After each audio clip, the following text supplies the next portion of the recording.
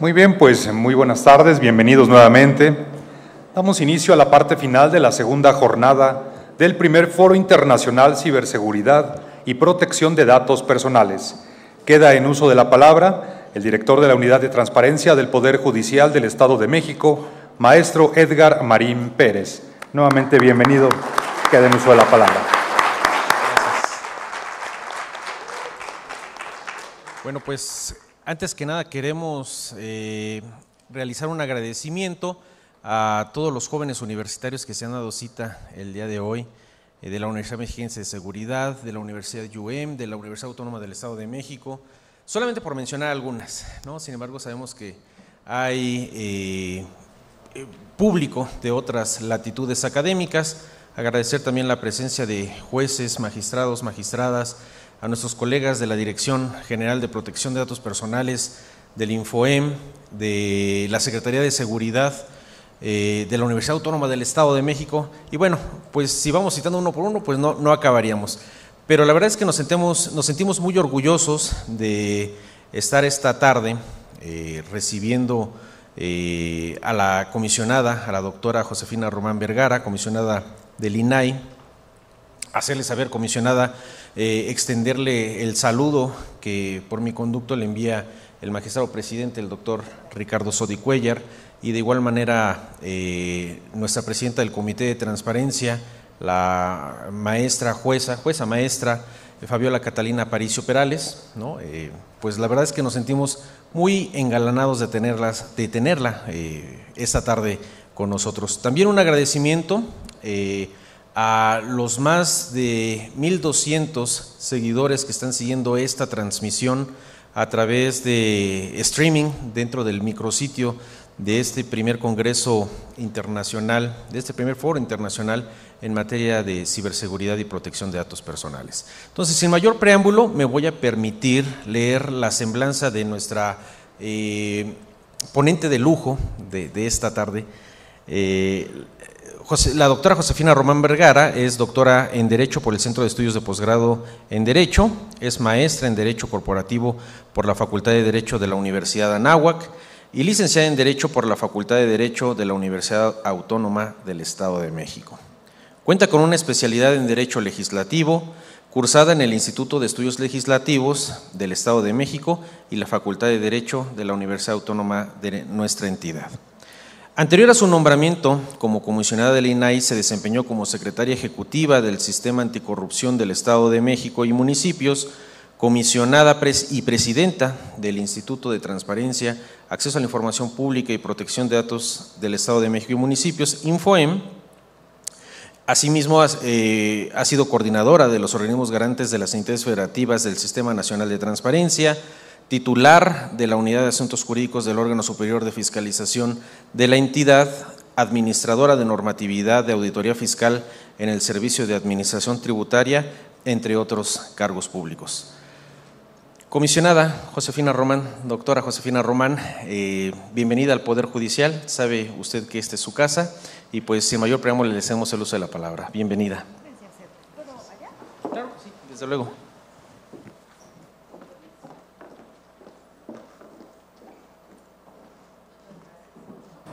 Ahí está ya. Agradezco mucho el banquito, porque justo me levanto porque estoy muy chiquita y luego no alcanzo a verles.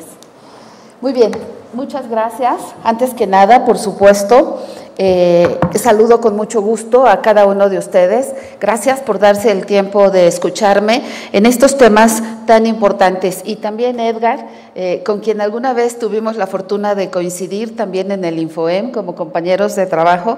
Me da mucho gusto reencontrarnos y estar hoy justamente en la Escuela Judicial del Estado de México. Yo la presumo mucho, déjenme decirles. Muy bien, traemos aquí está. Por supuesto que se queda a su disposición el documento del PowerPoint y trataré de hacerme menos tiempo, no la hora, para ver si hubiera posibilidad de alguna retroalimentación. Creo que sería muy interesante. Muy bien. ¿Qué significa? Yo quiero platicarles cuál es la participación de los órganos garantes de protección de datos personales en México, pero específicamente en materia de ciberseguridad. Entonces, quisiera iniciar, por supuesto, señalando que en México, no en todos los países del mundo, la protección de los datos personales es un derecho humano reconocido en la Constitución, en el artículo 16. ¿Y qué significa esto? Significa que es de los derechos humanos en México, pues más jóvenes. Pero hay que decirlo porque nace en 2002 en México solamente como una limitante del derecho de acceso a la información. A partir de 2002 todos nos volcamos a la transparencia y al derecho de acceso a la información. Y entonces la protección de los datos personales era solamente esa limitante, porque alguien se dio cuenta que generamos un montón de información pública y cuando se entrega información pública contenía datos personales. Entonces había que proteger esos datos personales.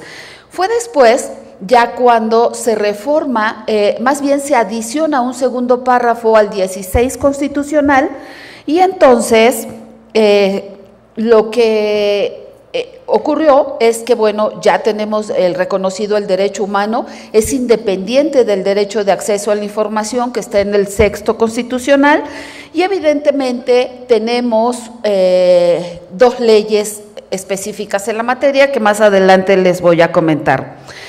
¿Por qué es importante tener este reconocimiento de derecho humano? Les decía hace rato, no en todos los países del mundo hay ese reconocimiento.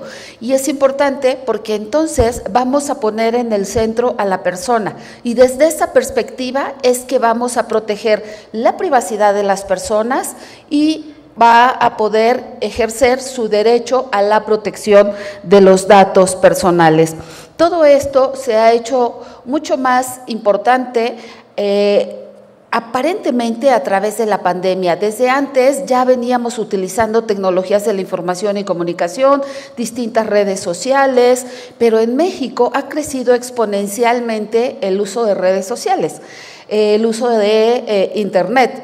Entonces, bueno, en la misma medida en que nos da ventajas las tecnologías, en la misma medida implica riesgos y retos para garantizar la seguridad de la información. ¿Por qué es importante cuidar la información que subo a redes sociales? Porque eso permite el perfilamiento de las personas. Pareciera ser que en el Face yo solamente tengo una foto de mi rostro, tengo el domicilio y asumimos que con eso basta. No, en realidad en Internet vamos dejando una huella digital, inclusive las búsquedas que hacemos también se guardan. Si usamos Siri o Waze o Google Maps para llegar a un lugar, esa es geolocalización y también se va guardando esa información. Alguien por ahí decía, Internet sabe mucho más de ti que quizá lo que tú mismo sabes de ti, porque a lo mejor en el momento se me olvida a dónde fui, pero Internet no se le olvida. O sea, quisiera que se llevaran esta frase, Internet no olvida. Puedes borrar de Twitter, de Face, a lo mejor un mal comentario, porque lo subiste cuando estabas enojado con alguien, pero de todas formas, aunque tú lo borres o borres la fotografía, en algún momento va a aparecer. Internet no olvida, eso sí, hay que tenerlo presente. Muy bien. ¿Qué otra cosa es importante también el reconocimiento del derecho humano? Porque eso nos permite en México ejercer lo que llamamos autodeterminación informativa. ¿Quiénes somos titulares de los datos personales? Solo soy yo titular de mis datos personales y entonces yo soy la única que puedo decidir qué quiero compartir, con quién quiero compartir, para qué efectos lo voy a compartir y en qué momento ya no quiero que esa persona tenga mi información. Eso es lo que nos permite hoy en México este derecho humano, insisto, por un lado la privacidad y por otro lado la protección de los datos personales. Muy bien, Decíamos en la siguiente diapositiva, nada más para ponernos en contexto, México es uno de los países que recibe la mayor cantidad de ataques cibernéticos.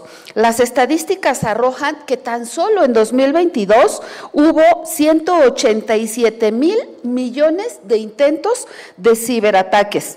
Esto significó un incremento del 20% frente a lo que ocurrió en 2021, según el informe semestral que publicó Fortinet.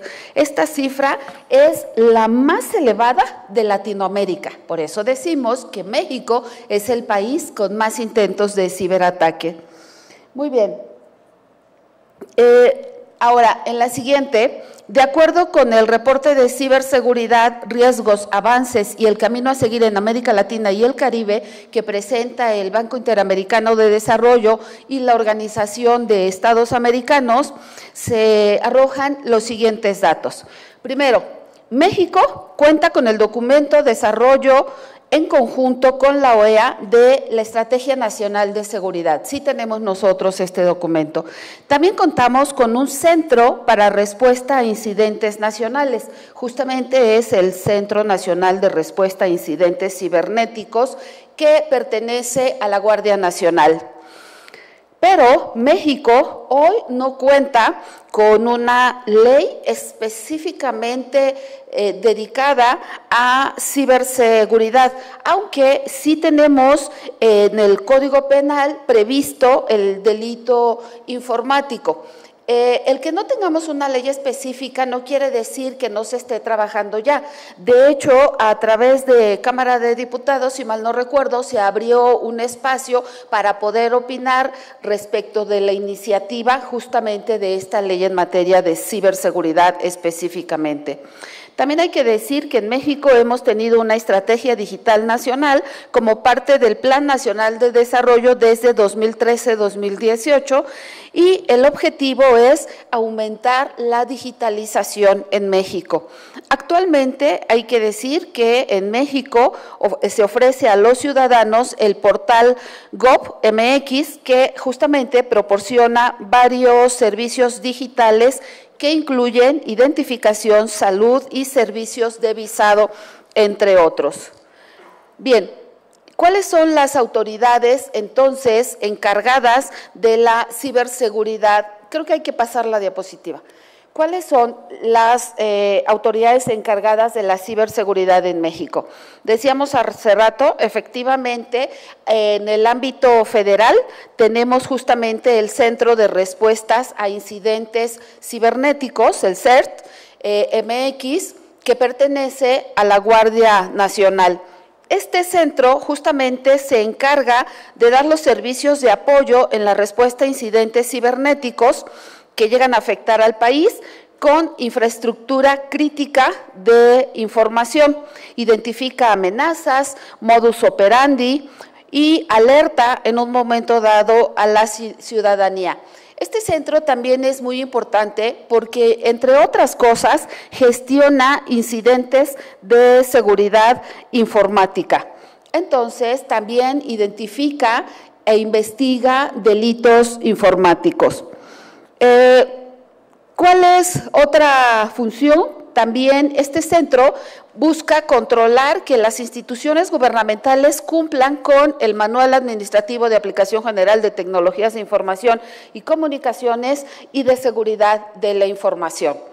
Ahora, ¿cuál es la otra autoridad que tiene también competencia en esta materia? Evidentemente, a nivel nacional es el INAI.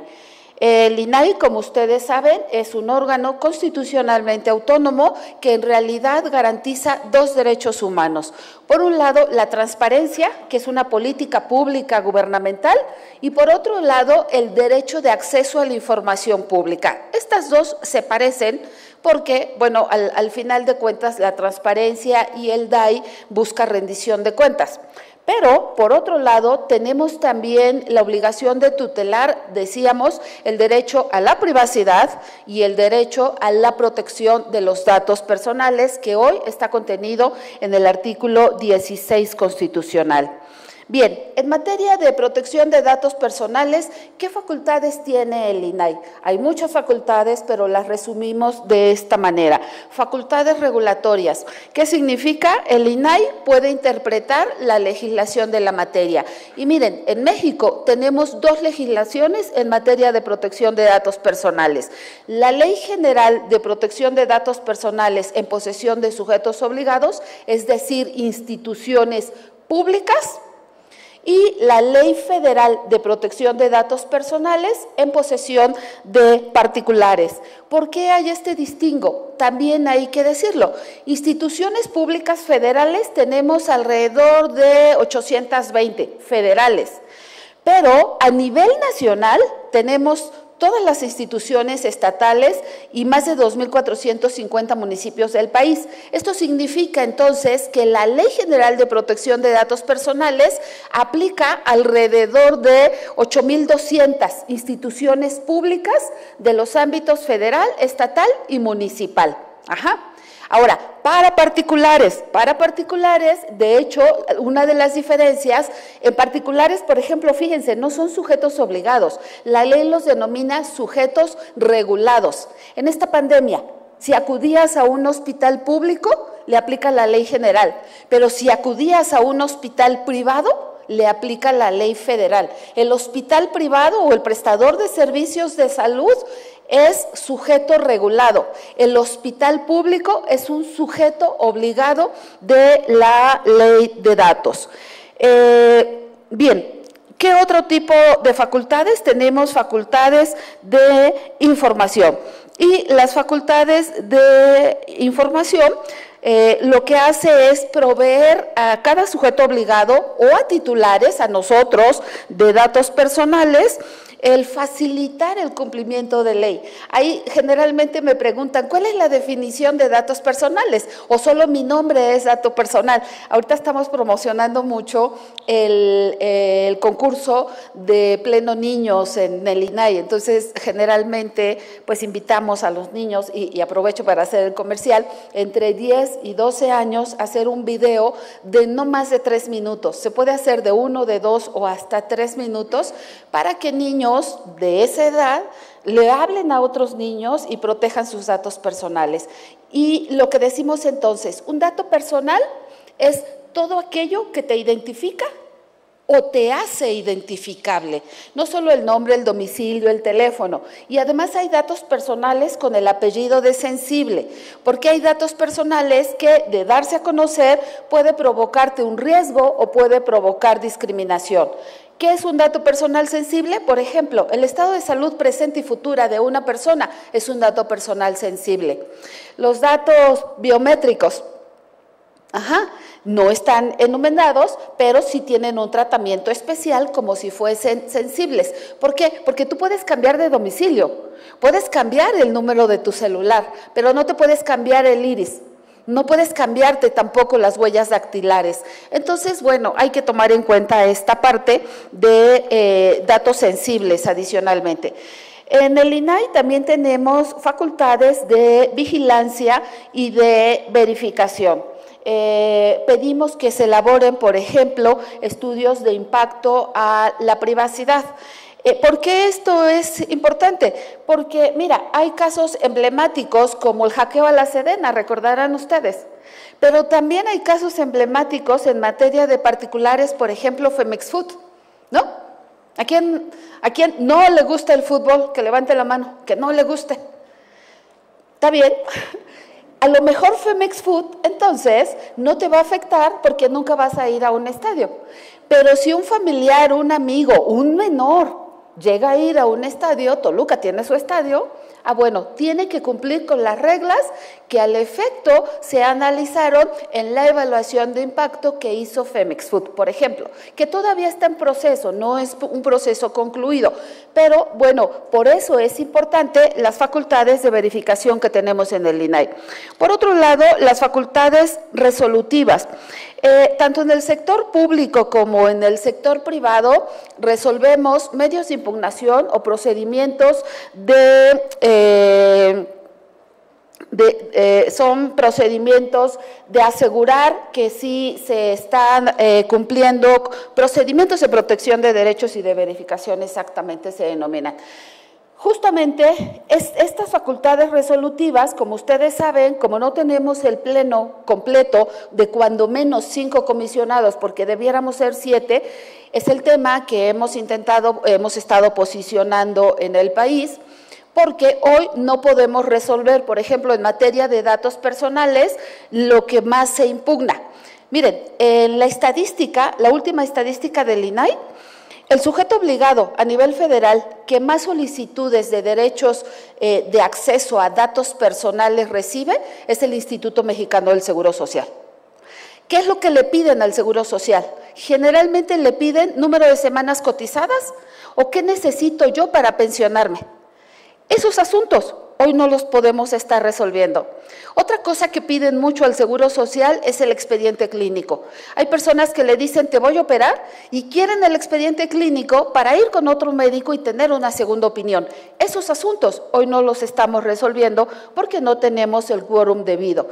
Y así seguimos en el sector salud, porque el segundo sujeto obligado federal que más solicitudes de acceso a datos personales recibe es el ISSSTE. Entonces, esto nos permite dimensionar la importancia del derecho de acceso a la información. Si ustedes conocen una persona que quiere pensionarse, que quiere jubilarse, que ya no quiere gastar en los laboratorios clínicos porque ya se los hicieron en el Seguro Social, para eso sirve el derecho a la protección de los datos personales. Yo tengo acceso, yo tengo derecho a acceder a mis datos. Y bueno, en parte les decía, en estas facultades resolutivas es lo que hoy no podemos. Aprox tenemos como 4.500 recursos tanto de acceso a la información pública como de protección de datos personales pendientes por resolver en el INAI. Cada semana que pasa, a partir del 1 de abril, sesionábamos todos los miércoles, aproximadamente 500 asuntos por semana se van acumulando. Entonces, claro que es importante que podamos resolverlos. Y por otro lado, las facultades sancionatorias. Miren, tanto la ley federal para particulares como la ley general para instituciones públicas tiene apartados de infracciones y sanciones. ¿Cuál es la sanción más alta que hemos impuesto en el INAI en materia de datos personales? Fue a empresas de servicios financieros, a bancos, y la más alta ha sido por ahí de 36 millones de pesos que sí se ha tenido que pagar. Muchas se litigan y también se pagan. Bien, en la siguiente diapositiva vamos a hablar acerca de seguridad de la información y protección de datos personales en el marco jurídico mexicano. Bien, si me voy ahí está, esa es la siguiente, por favor. Bien, decíamos, tenemos por un lado la ley federal para particulares y la ley general para instituciones públicas. ¿Por qué es importante? Porque cualquier persona que recabe datos, que haga tratamiento de datos personales o que almacene datos personales, tiene la responsabilidad de proteger esa información. Las dos leyes nos hablan de principios, deberes y obligaciones. Los deberes son, primero, confidencialidad y, por supuesto, el deber de seguridad. En esta pandemia, ustedes lo vieron, al principio, sobre todo jóvenes, ponían hasta en Face, así, la foto del certificado donde habían dado positivo a COVID. Y después nos empezamos a dar cuenta que empezaban a ser no solo relegados, sino agredidos por sus vecinos, porque no sabíamos qué iba a pasar, no sabíamos cómo nos contagiábamos. Recuerdan que hubo por ahí algunas noticias donde llenaron, por ejemplo, de alcohol a una enfermera y así, ¿no? Entonces, de alguna manera nos dimos cuenta que hay que proteger datos personales. Si un médico se entera que una persona tiene COVID, no puede andarlo diciendo. Si la enfermera o la persona del archivo que tiene acceso al expediente clínico, no puede andar revelando información. Ahora, ¿qué es lo que establece básicamente la legislación en la materia? Bueno, tienes que hacer de entrada, cumplir con el principio de información. El principio de información empieza con el aviso de privacidad.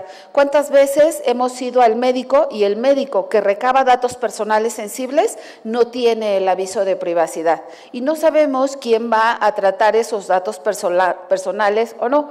Si el médico lo hace en un papel, ¿cómo se va a resguardar ese expediente? Si el médico lo hace en su computadora, ¿quién tiene acceso a su computadora? ¿Solo él? ¿Le pone una clave? ¿Cierra con llave? Entonces, esa parte es la que tenemos que cuidar. Bien, les decía también, México ha tenido un papel relevante a nivel internacional en materia de protección de datos personales. Hoy el INAI, a pesar de que no tenemos el pleno completo, presidimos la Red Iberoamericana de Protección de Datos Personales. Somos parte del Foro de Autoridades de Privacidad de Asia-Pacífico, que justamente va a ser en México la primera semana de junio.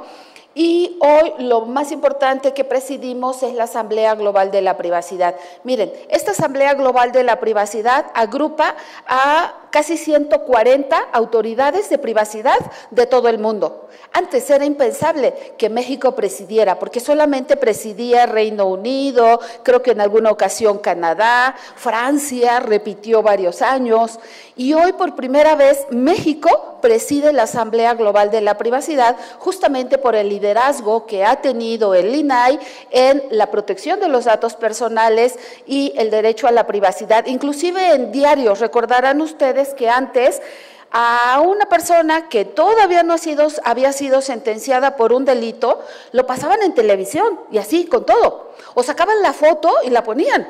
En campañas electorales ponían las caritas de los niños. Hoy ya no se ve. Hoy ya no se ve porque justamente tiene que ir permeando esta cultura de protección de datos. Por ejemplo, la protección a menores inclusive proviene de documentos y compromisos internacionales. Entonces tú no puedes sacarle una foto al hijo de otra persona y después, por ejemplo, mandarle en Face. Esas son las cosas que no se deben hacer. Y hoy, si ustedes se dan cuenta, al menos ponen una rayita en los ojos. Y cuando hacen la escritura, dicen Juan N. Ya no ponen, aunque tú sepas quién es y todo el mundo sabe quién es, ya no se anotan el nombre, los apellidos, ya no pones la fotografía completa, ya se tiene cuidado de no andar subiendo datos personales, sobre todo de menores de edad.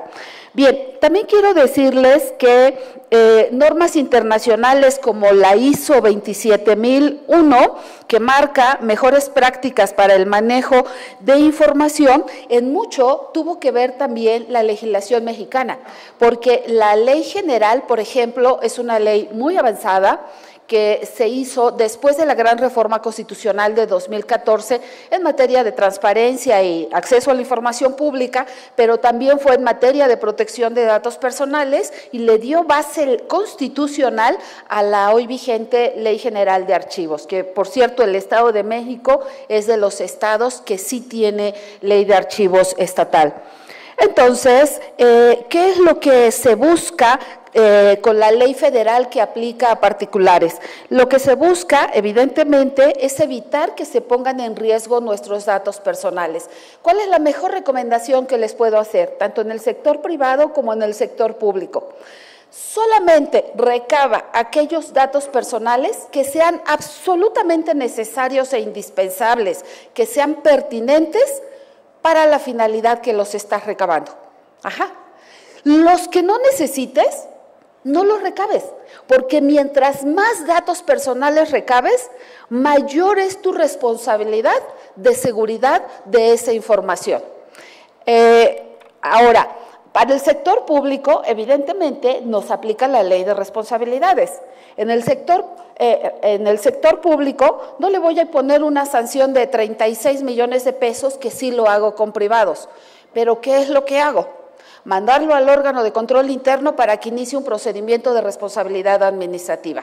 Y la ley de la materia, tanto la Ley General de Responsabilidades Administrativas como la de datos personales, identifica claramente cuáles son las infracciones y las sanciones. Entonces, si ustedes se dan cuenta, por eso se requieren dos legislaciones, porque en el ámbito de la ley federal yo sanciono con dinero al particular que no protege datos personales, pero en el sector público la ley de la materia es la Ley de Responsabilidades Administrativas. Muy bien. En la siguiente diapositiva, exactamente qué pasa en el sector público. Yo les decía, sujetos obligados en el ámbito federal son alrededor de 820, incluyendo el INAI, también nosotros somos sujetos obligados. Pero ya a nivel nacional, es decir, federal, estatal y municipal, con los más de 2.450 municipios, estamos hablando de alrededor de 8.200 sujetos obligados. Ahora, acuérdense, es sujetos obligados cuando son instituciones públicas, sujetos regulados cuando estamos hablando de particulares. Una precisión que es importante, porque de repente nos vamos con la idea que la Ley General de Transparencia tiene exactamente los mismos sujetos obligados que la Ley de Datos. Y no. Por ejemplo, en la Ley General de Transparencia, los sindicatos son sujetos obligados del sector público. Pero en datos, los sindicatos se consideran particulares, entonces les aplica la ley federal a sindicatos. Bien, en el sector público, les decía yo, es una ley mucho más reciente y se considera de avanzada, porque inclusive resume una parte de buenas prácticas reconocidas a nivel internacional. ¿Qué es esto? Por ejemplo, define las bases para elaborar un programa nacional de protección de datos. Tenemos lo que denominamos el PRONADATOS y entonces tenemos esa guía trazada para saber exactamente, por ejemplo, la Secretaría de Seguridad, cómo debe hacer su programa de protección de datos personales, cómo protegen ustedes datos personales. La Escuela Judicial del Estado de México, cómo protege datos personales. Se establecen también temas de seguridad como cómputo en la nube o eventuales vulneraciones. Si hubiese vulneración de datos, hay que dar aviso al órgano garante. Hace rato les decía, si me da tiempo les platico un poco el asunto de la Sedena. Entonces, fue muy público que la Sedena fue hackeada en el sistema de correos electrónicos. ¿Qué es lo que tenemos que hacer ante esas eventuales vulneraciones? Tratándose de la Ley General de Instituciones Públicas sí lo dice, la de particulares no, porque es de 2010 y hace falta la actualización.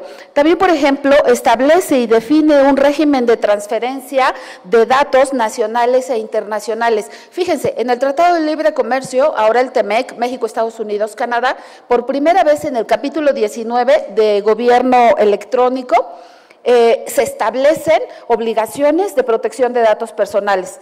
Tú no puedes compartir información nada más así porque digas es en razón de seguridad o es en razón de salud y estar como que carteándose datos personales. Eso no se puede hacer. Entonces, hay que establecer reglas claras para ese efecto. También el reconocimiento de acciones preventivas. Hay un montón de información en esta materia en donde se puede prevenir, por ejemplo, los hackeos o los intentos de ciberataque. Ya vimos que la estadística dice que México es el país latinoamericano con más intentos de ciberataque. Y crecimos nada más del 21 al 22, más del 20%. Entonces, ¿qué voy a hacer al respecto? ¿Cuáles van a ser las medidas que voy a tomar? También el establecimiento de reglas específicas, y creo que esto importa justamente a las autoridades de seguridad, porque hay reglas específicas para el tratamiento de datos personales por instancias de seguridad y procuración y administración de justicia, así como en el ámbito de las telecomunicaciones. Las autoridades de seguridad, procuración y administración de justicia tienen muchas más obligaciones de seguridad de la información que, por ejemplo, la Secretaría de Educación, que también tiene un montón de información nuestra, pero el grado de seguridad que deben tener es mucho más alto. Y bueno, establece también al INAI y a los órganos garantes estatales, en el caso del Estado de México es el INFOEM, pues una serie de facultades normativas de verificación y resolutorias, porque con todo ello lo que se busca es que verdaderamente garanticemos a cada una de las mexicanas y mexicanos la protección de sus datos personales. Bien. En la siguiente diapositiva, en el caso de verificaciones, del sector público, les decía, hemos tenido, por ejemplo, la Sedena. De la Sedena, una vez que nos dimos cuenta que había sido hackeada, y lo público fue decir que lo que se había hackeado era su sistema de correo electrónicos, y el primer documento que recibimos de Sedena dijo, mira, no hubo problema, no se llevaron, o sea, no tuvieron acceso a nada. Y después salió público que inclusive el estado de salud del presidente de la República se había evidenciado justamente por ese hackeo. Entonces, desde el INAI lo que hicimos fue de oficio abrir una investigación para determinar si había un motivo de responsabilidad o no.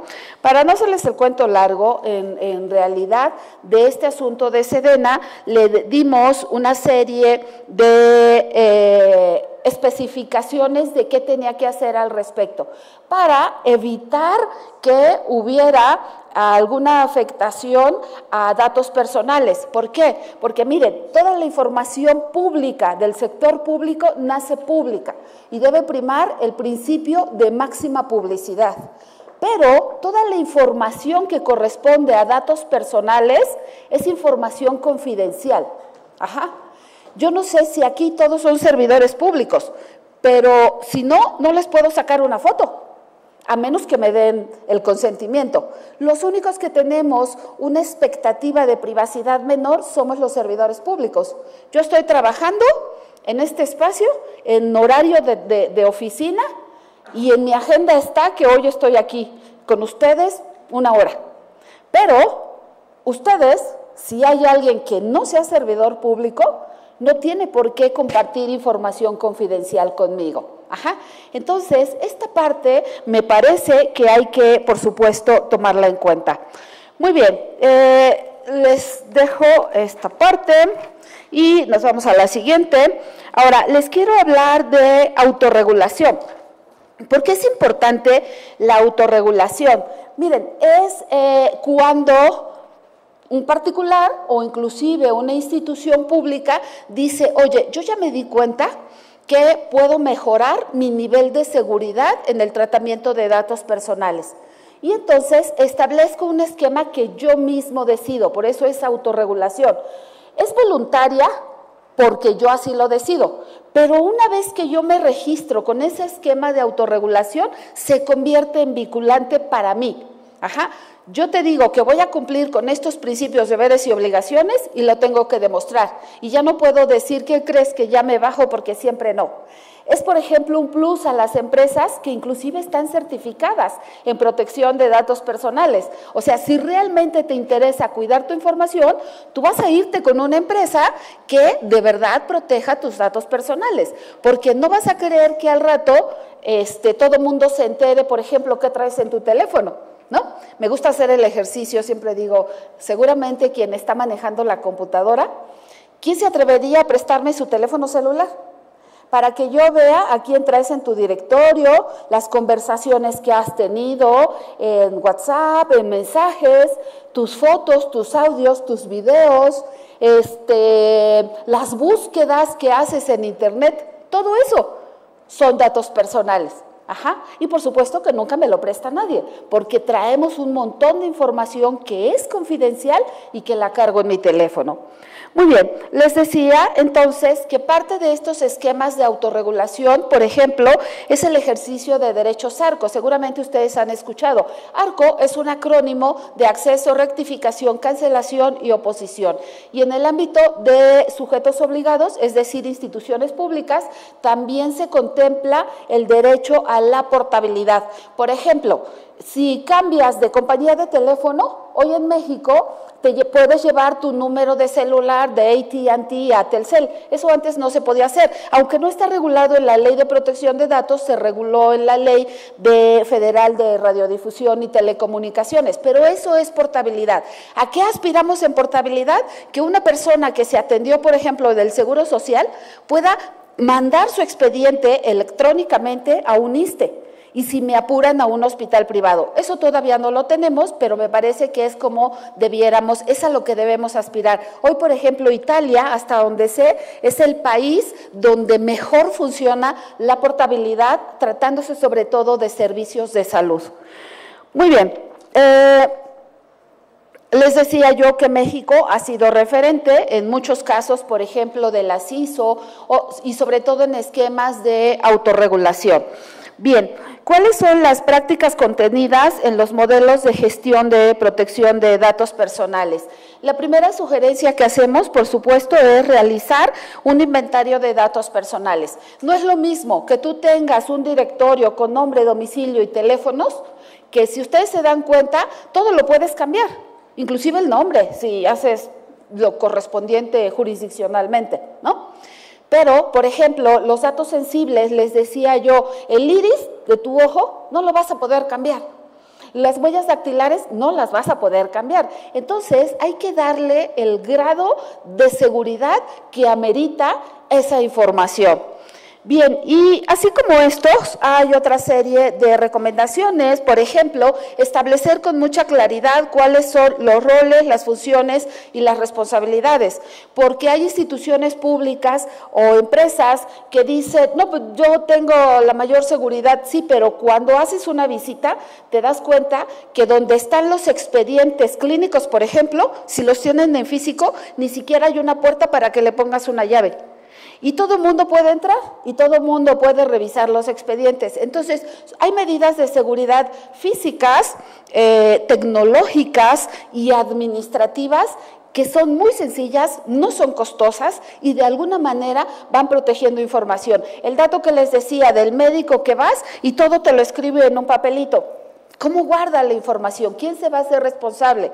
O el hospital que todo lo tiene en computadora. ¿Cómo protegen esa información? ¿Cómo te garantizan que realmente están protegiendo tus datos personales? Sugerimos que se hagan análisis de riesgo, análisis de impacto de privacidad, que determines claramente, les decía, esas medidas físicas, administrativas y tecnológicas para cuidar datos personales. Seguramente alguna vez han escuchado que les pedimos mucho a los ingenieros en sistema que por diseño y también por defecto protejan datos personales cuando llevan a cabo la implementación de un sistema o una aplicación. Inclusive ustedes recordarán, había aplicaciones, una lamparita, donde para que tú la pudieras bajar en tu teléfono, tenías que dar acceso a tu directorio.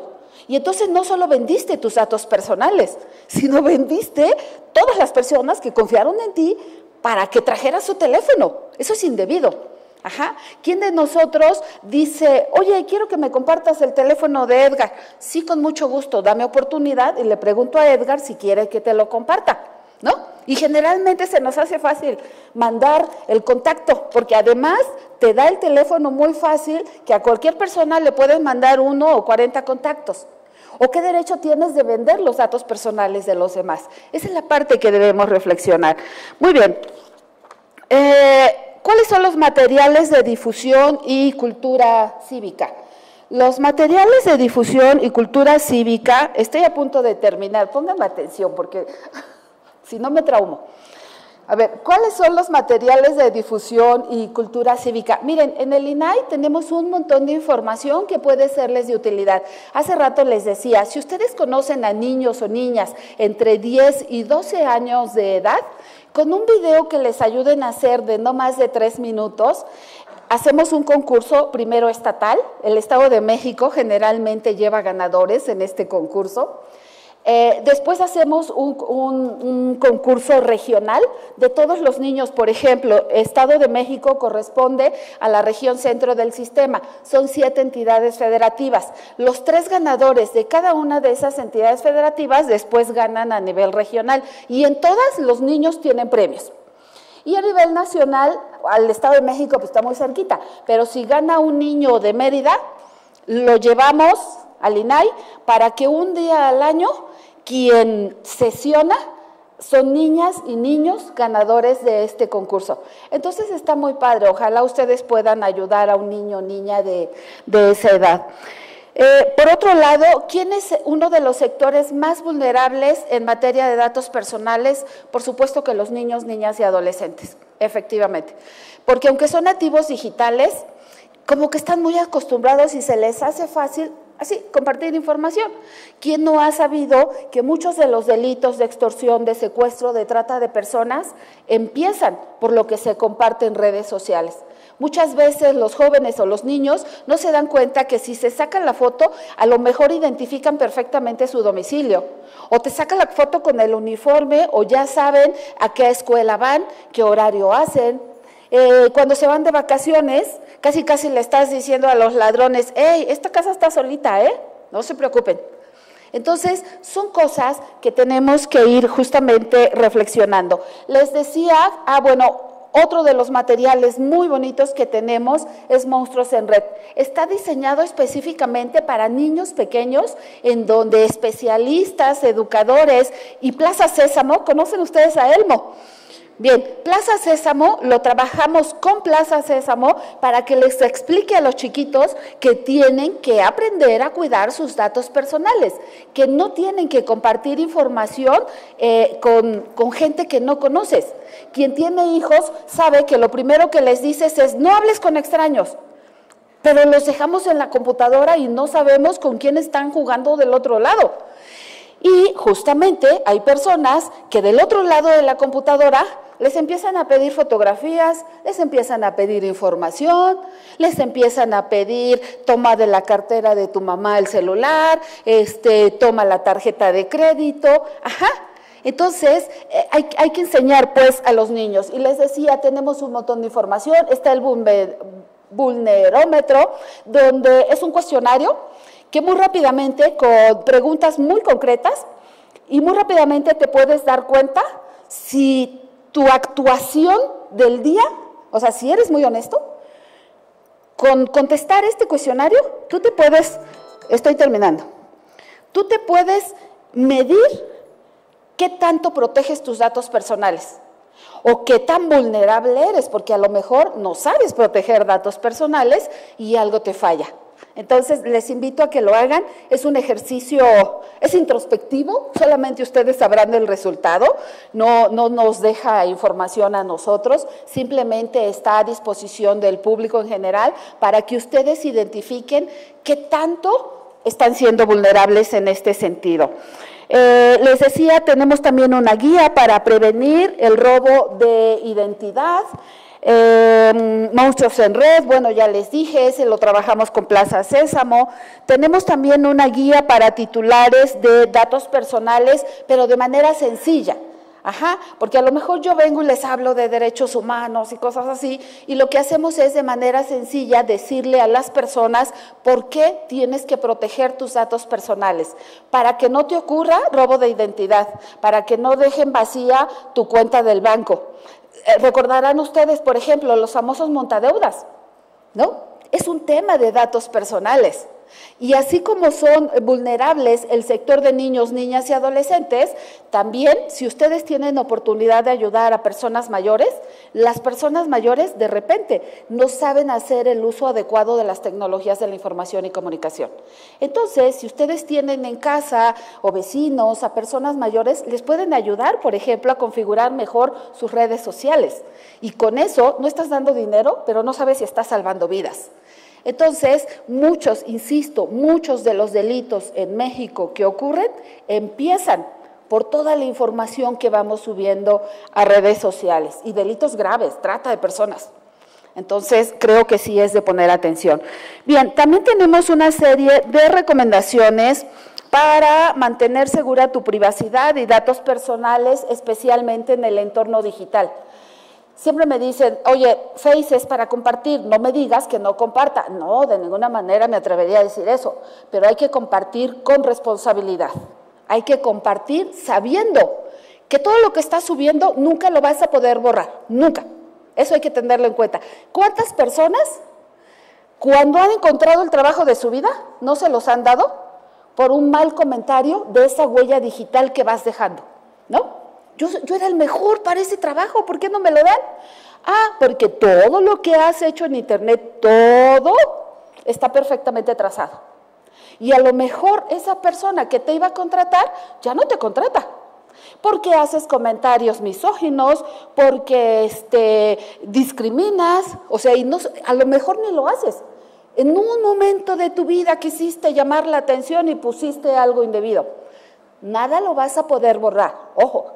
Entonces, ese trazo es el que hay que cuidar en la vida digital. Tenemos también una guía para configurar la seguridad en privacidad de redes sociales. Para los niños, por ejemplo, cómo pones controles parentales. Tenemos algunos micrositios. Por ejemplo, con esto de la pandemia, recordarán ustedes que algunas escuelas públicas y privadas, al principio, sacaban la foto ahí con todas las caritas de los niños y la subían a internet porque ya estaban trabajando en línea. Después dejaron de hacerlo porque hubo multas. Primero, menores, no puedes andar subiendo fotos de menores. Los menores tienen un nivel de protección de datos personales mucho mayor al que tenemos los mayores de edad. Pero además, insisto, buscamos enseñar a las escuelas, a los profesores y a los padres o tutores que enseñen a los niños a cuidar sus datos personales y que ellos mismos los cuiden. ¿Cuántos papás no sacan al niño todavía bebé en cueros? Sí, pero ese bebé va a llegar a tener 18 años. Y si esa foto le sigue molestando y le genera discriminación, te lo va a reclamar. Ajá. ¿Hasta dónde tenemos los papás el derecho de estar subiendo las fotos de los hijos? Y no sabes si esa foto llega a otro lado donde el niño le guste a alguien, ¿no? Entonces, y ahora jóvenes, con inteligencia artificial. Con inteligencia artificial se pueden hacer un montón de cosas. ¿Vieron ustedes una foto que anduvo ahí rondando mucho del Papa? Así, vestido muy padre, con una chamarrota blanca. ¿Sí, no? Bueno, esa foto fue creada con inteligencia artificial. Y nadie puede, aunque sea inteligencia artificial con mi rostro, con mis fotos, andar haciendo esas cosas. ¿Sale? Entonces son temas que tenemos que ir todavía trabajando. En esta materia de ciberseguridad tenemos que hablar ya de inteligencia artificial. Miren, por ejemplo, en Chile ya se está tratando en el Congreso de Chile el tema de neuroderechos. ¿Hasta dónde una empresa o un gobierno o un estado tiene derecho de leerme la mente? O tiene derecho de inducirme a pensar de determinada manera. Ajá. Entonces, si ustedes se dan cuenta, el avance de las tecnologías de la información y comunicación en realidad va muy, muy rápido. Muy bien, les decía, tenemos un montón de información en la página del INAI, ojalá me hagan favor de consultarla y también, por favor, acuérdense, ayuden a los niños y niñas entre 10 y 12 años para que concursen en Pleno Niños. Yo les agradezco mucho su atención y quedo a la orden. Gracias.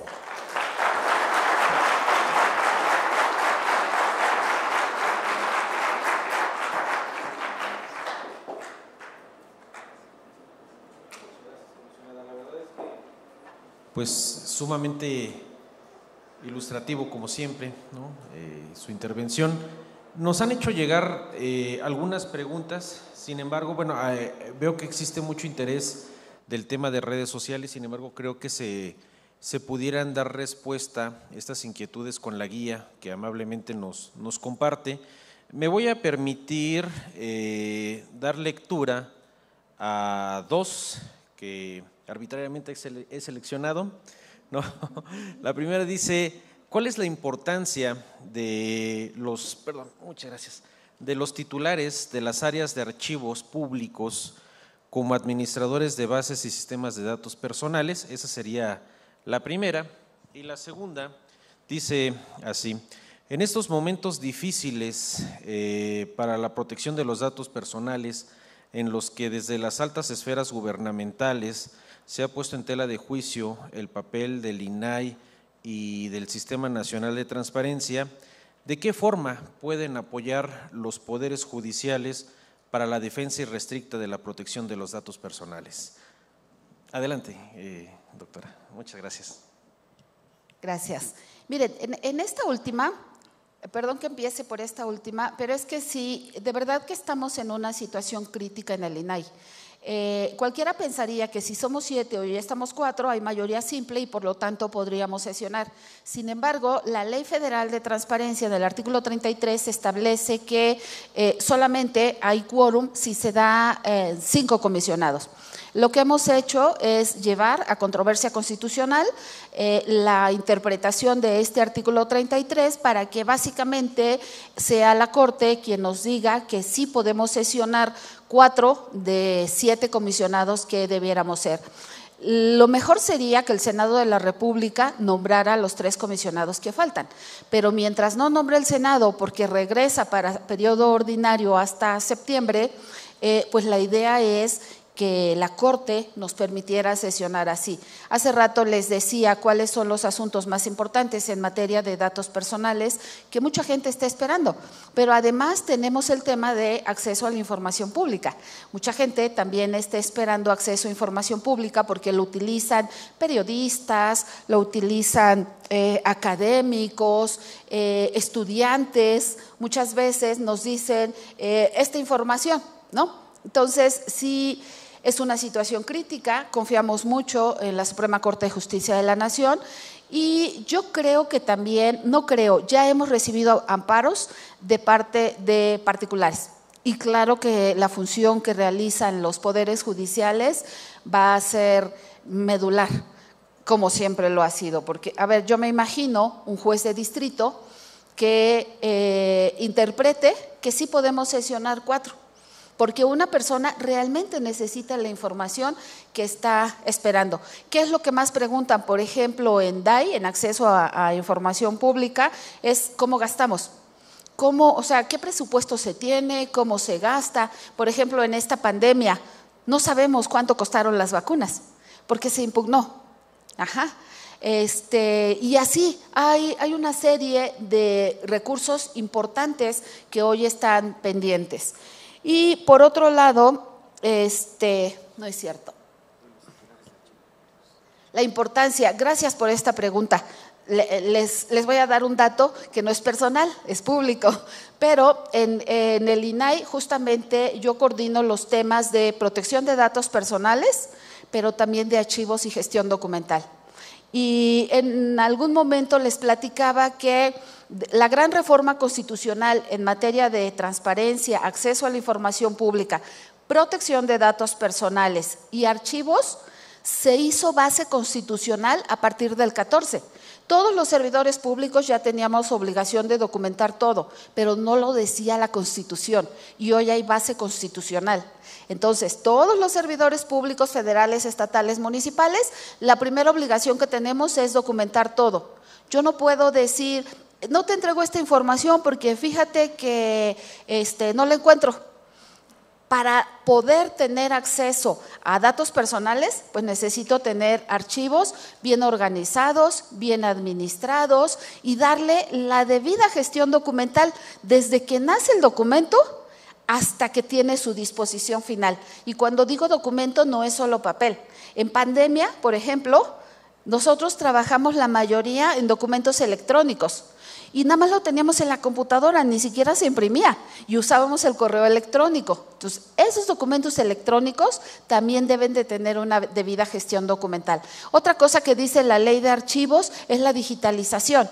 Lo que hemos venido trabajando en papel hay que escanearlo para convertirlo en un documento digital y entonces si destruyo el papel voy a poder tener acceso a esa información. Hoy en México, les decía, la Ley General de Archivos es de 2018, no todas las entidades federativas han hecho su ley estatal, el Estado de México sí tiene una ley de archivos del Estado de México y todas las instituciones públicas pues tienen responsabilidades en materia de archivos que cruzan con la protección de los datos personales. Y un ejemplo muy sencillo, por ejemplo, los archivos históricos, esos son público todo. ¿Cuáles son de los archivos históricos como más importantes? Hicimos un trabajo con la UNAM, el INAI y el Archivo General de la Nación. Y hoy ustedes pueden consultar como archivo histórico todo lo que hay en relación al movimiento del 68. Durante muchos años se escondió.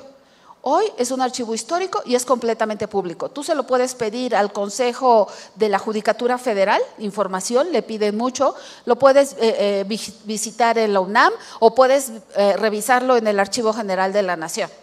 Ajá. Entonces, bueno, por supuesto que quien tiene la responsabilidad de los archivos no solo tiene que cumplir con la Ley General de Archivos, la Ley Estatal de Archivos, sino también con la Ley General de Protección de Datos Personales en posesión de sujetos obligados y la Ley de Datos Personales de sujetos obligados del Estado de México. Y luego de ahí hay un montón de lineamientos que desde el Consejo Nacional de Archivos van saliendo. Entonces, es una pregunta muy importante que yo agradezco porque me da la oportunidad de que dimensionemos la labor que hacen el personal de archivos. Antes, el que te caía gordo es el que mandabas al archivo. Hoy, el que está en el archivo debe ser una de las personas más importantes de las instituciones públicas. Gracias. Muchas gracias, comisionada. Comentarle que nos están siguiendo en línea los compañeros titulares de las unidades de transparencia de todos los poderes judiciales del país, que pues bueno, nos aglutinamos pues a través de la CONATRIP, ¿no? Entonces les mandamos un fuerte saludo, un fuerte abrazo. Y pues darle las gracias, comisionada, en nombre de nuestro magistrado presidente, el doctor Ricardo Sodi Cuéllar. Sea sabedora usted de que aquí es su casa, aquí siempre la vamos a recibir con mucho gusto, de que en estos momentos, como se leía en el cuestionamiento, en la pregunta que recibió hace un instante, pues parte de ese espíritu que nos ha encomendado el magistrado presidente es colaborar, coadyuvar entre instituciones. Entonces, cuente con la solidaridad del Poder Judicial del Estado de México, con la empatía y con esta colaboración institucional en la defensa irrestricta de la protección de los datos personales. Muchas gracias y bienvenida. Gracias. Muchas gracias, maestro Marín. Y bueno, le pedimos por favor que a nombre del Poder Judicial del Estado de México y de la Secretaría de Seguridad del Estado de México le haga entrega de un reconocimiento por su conferencia magistral a la doctora Josefina Román Vergara. Fuerte el aplauso, por favor. Muchas gracias por acompañarnos en el marco del Foro Internacional de Ciberseguridad. Asimismo, se le entrega un presente por parte de la Secretaría de Seguridad y los atentos saludos del magistrado presidente Ricardo Sodi. Bien, pues damos por concluida esta jornada. Los invitamos para que el día de mañana estemos aquí en punto de las 15 horas. Media hora antes para su registro. Muchas gracias. Muy buenas tardes.